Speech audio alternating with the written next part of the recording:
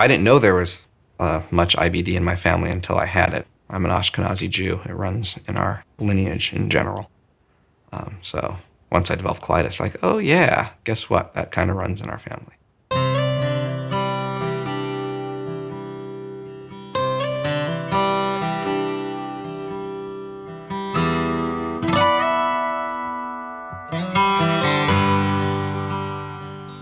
I was a small kid who used real big fancy words, and as a result got beat up a lot. So my dad, when I was 7, threw me in a Taekwondo school. And I did Taekwondo for a few years, and then I switched to what I do now, which is something called Kachikembo Kung Fu. So I did martial arts, went to college. And like any college student, you make a club or try to be involved in doing something with you're interested in. So I'm like, I'll teach my martial art out here. I was a brown belt at the time in that second style, retesting up. Part of your duties to be a black belt is to teach. So I opened a college club, taught people. My wife was one of my first students there. Basically, I opened a business by accident. So I went to a yoga studio, that grew. Went to a Taekwondo school, kept growing. And so I went from like in 4 years from 10 students to now I have over 100. All right, guys, cardio class. Think about a triangle. I put you here. Where's your head go? Right there. Focusing on martial arts helped me deal with the illness. Part of my ability to tolerate the pain and discomfort of colitis was from my discipline for martial arts, because the type of martial arts I do is full contact. It's very painful holding stances for long periods of time or getting hit in the face or in the balls. So I got used to dealing with pain even as a kid when I was 14, getting my first black belt and all the way through. So the pain from colitis wasn't that different for me. It was something I could kind of push through using those same skills. But then kind of keeping that goal of getting my second black belt kind of helped me push through the disease and not just let it, destroy my life, which is what it was trying to do.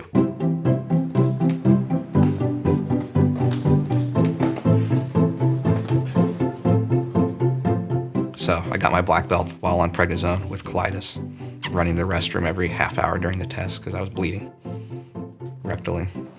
My colitis inhibited my martial arts because I was always tired and fatigued, but then pushing through it made me keep a minimum standard of functionality that I accept. And I'm a really stubborn person, so I did whatever I had to maintain that. My kind of development of inflammatory bowel disease happened when I was in college, 3,000 miles away from my parents. So my parents were in Oregon, I was in Boston in school. And I had met my now wife, girlfriend, the first week of school. And like a month or two in, we were sitting at lunch at the table, and I had told them, a couple of my really close friends at the time, like, I'm kind of worried. I'm like bleeding from my bottom a little bit when I use the restroom. There was no other symptoms at the time besides this little bit of blood. I just don't feel very well. A couple of them were all grossed out, didn't want to talk about it. But of course, my girlfriend was sympathetic and didn't know what was going on. And then over the next month, I started getting really tired, having diarrhea. Sometimes even couldn't make it to the restroom. Very weird. And so by the end of the semester, finished school, got on a plane and came home. I'd lost 10, 15 pounds of weight. I was walking around 160 at the time. I was probably down to 145.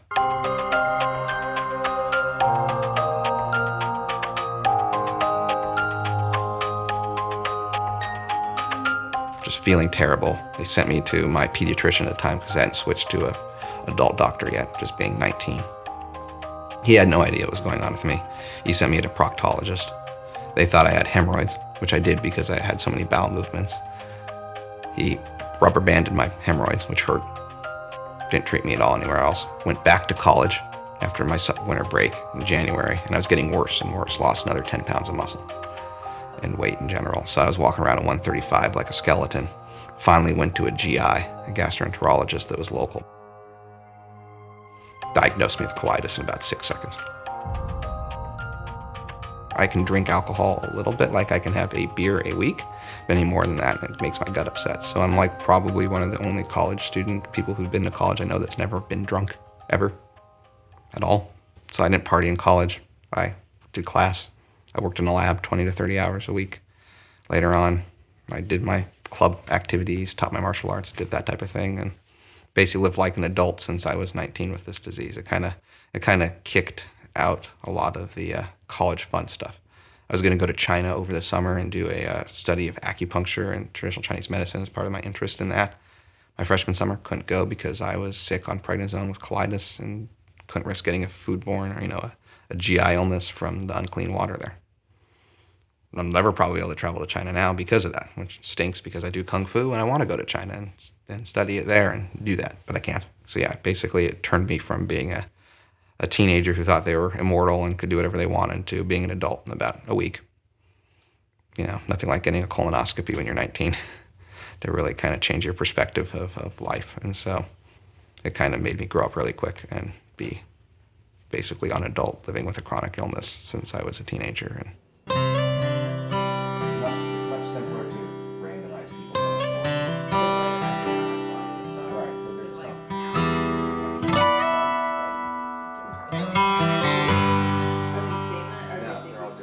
my wife, her name is Rachel. We met, as I said, in the first week of college. We had met. She was in a tree. I said hello to her. We fell in love like a week later and started dating. Like September 13th of 2002, we started dating. I had my first symptoms of colitis in October. And in January, she took me to my first colonoscopy. I don't know if you can see the plant back there. She bought me that plant when I had my flare in 2004, and it was this big. And I've kept that plant ever since. Put it in the car and drove it down with me from Boston to here. And I wouldn't let that plant go. It's my lucky little colitis plant, as I call it. But it's basically been here since I've had my wife taking care of me.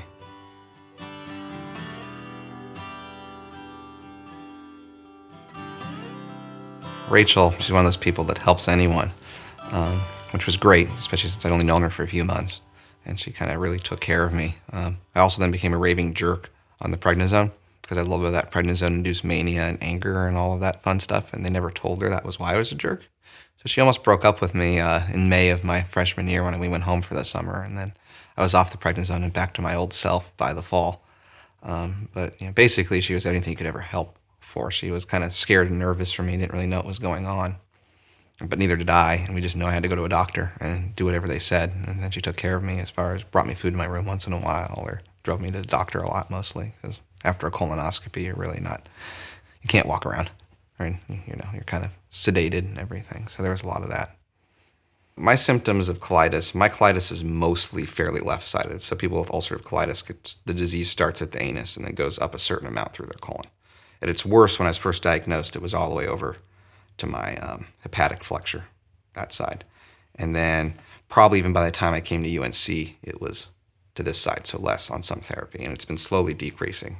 About 3 years ago, it was 30 centimeters. Since being on the TNFs, it's only the last 10 centimeters. So 10 centimeters ain't that much, not this much disease in my colon. The problem is that's the part that really matters. So the reason we don't always have to go to the restroom all the time is because our rectum holds all of the stool in. Unfortunately, my rectum is really inflamed. And so anytime there's anything in there, it causes a sensation that I have to use the restroom. And if I ignore that sensation, my body just overrides me. The robot head that we have, I mean, at least it's way under the variability in the rest of the experiments I can see. My treatment is basically a bottom-up approach, as it was. So I was very kind of prototypical what you did in the early 2000s. I started on prednisone to put me in remission initially. And on top of that, they added 5 ASAs in just an oral 5-ASA compound. And I stuck on that, tapering the prednisone for a couple of years. When I flared, I'd use Hydrocort or mesalamine enemas, the 5-ASA enemas. Second year of med school, so that's fall of 2007, I was having trouble making the early morning classes because all the bathroom trips. So my doctor and the dean of medical school said, we'll give you an excuse for coming in and being required in attendance, but you have to go on 6 mercaptopurine, like today. And I was really terrified of being on an immunosuppressant, and I've always been kind of resistant to medications in general, just because I'd rather not have to take something if I didn't. But I went on it and made me feel a lot better. 2011 came around, I was flaring at Digestive Disease Week. We made the decision to go on anti-TNFs. So now I'm on 5 ASAs, anti-TNF, 6 mercaptopurine, and Hydrocort enemas at night. So that's 5 ASA, 6 MP, enema. That's 4 medications for IBD. And then because IBD kind of causes, the inflammation, other things causes issues with acne, I have 2 different topical acne medications I use as well. And then a little bit, and then a shampoo for seborrheic dermatitis, which is secondary, or psoriasis, which is secondary to my IBD as well. We're not sure what it is. So I'm, almost 30 on 7 prescription medications. Part of the problem with the 5-ASA pills I take is they're huge. So when I travel, I can't take all the bottles with me because they take up too much space. So I always pack 1 to 2 days extra of medication just in case I get stuck somewhere. The pills aren't so bad. It takes me 5 minutes to count them out. But then I have to bring a giant box of enemas with me, which is always really fun to travel with. It makes the security guards look nuts. Then, if I have to travel with my anti-TNF, it depends on if I inject every other week. If I can shift it a day, one day or the other, I never shift later, but if I'm going to go early, I can take it a day early if I need to and be fine. But if I have to travel with it, you have to put it on ice because it can't be out at room temperature for more than 8 hours or so.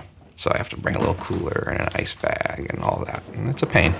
Also, altitude seems to make my gut work worse. Not so much being at altitude, but having an altitude change, so going up and down in a plane, causes it to act up for a little bit, which kind of makes sense. You kind of have a closed tube, and the pressure changes inside and irritates everything. But usually the day afterwards, I don't have a flare, but I have just increased symptoms. No more bleeding or anything, but just like increased irritation to my gut lining, which makes me use the restroom more because pressure on the intestine did that, and then it freaks out.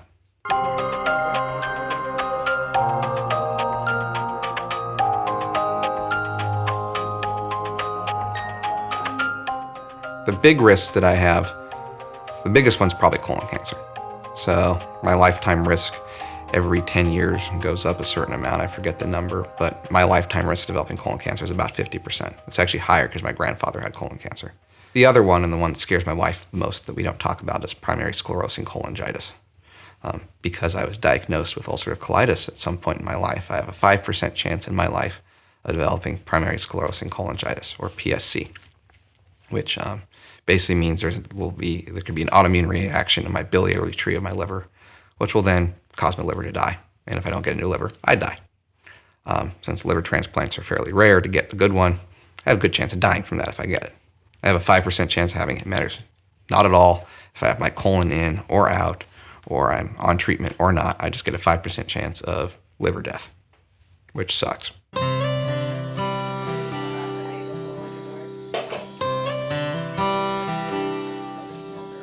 Colon cancer scares me a little bit, but I get scoped every couple of years, so hopefully I'll be fine. If they catch it, I'll just get a colectomy at the time, which would stink if I then have, because I'm the likely candidate to have pouchitis after they make a pouch because my disease is all very rectally located, but fine. I'll deal with it then if that happens. I don't want to die from colon cancer. But I really don't like the idea of surgery because I've been on a lower GI surgery service and I see what they do and all the issues thereafter and your abdominal wall hurting and all that fun stuff. But if I need it, I need it. But the liver disease sucks because I just basically have a 5% chance of upping and dying at some point, which not fun, but it's only 5%, and most of the time that means it won't happen to you. Levy, good to see you. Hey, Jason. Thanks for finding the time to come over. Yes, med school's busy. I know you're busy, so you're finishing up a rotation. Yes, almost done with family medicine. I have my exam later today for the clinical exam, and then the shelf tomorrow. But I dream of having my own lab at a university, treating inflammatory bowel disease patients 1 day a week in clinic, and having 1 to 2 R01s, a few grad students, a few postdocs, and a few techs in my own lab, and work on mechanisms of intestinal healing. I'm a GI pharmacologist, so I'm like one of a very few, apparently, that exist. Not many people can get pharmacology degrees, and not many people do GI research, basic science, and there's very few that do both. So really trying to develop and understand the mechanisms of drugs for GI treatment of illnesses, not just inflammatory bowel disease, but even more generally, as I talked about, radiation, ischemia, necrotizing enterocolitis, but really kind of master actual treatment mechanisms and treat people with injuries in their intestines.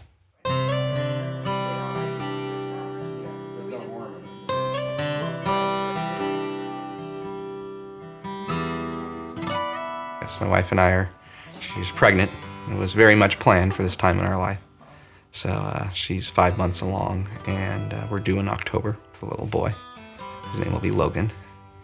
And the whole plan, of course it went according to plan because we're big planners, was to have a kid in my 4th year of med school. So I did all of my electives in grad school in the inflammatory bowel disease clinic. And so I have a month in July and a month in January. I'm doing an extra GI month in April. But beyond that, I get to spend some time at home as a new father. I'm hoping my kid won't have colitis. That's like, the big secret fear. Of course, but hopefully not. It is somewhat genetic, but it doesn't mean they'll have it if I have it.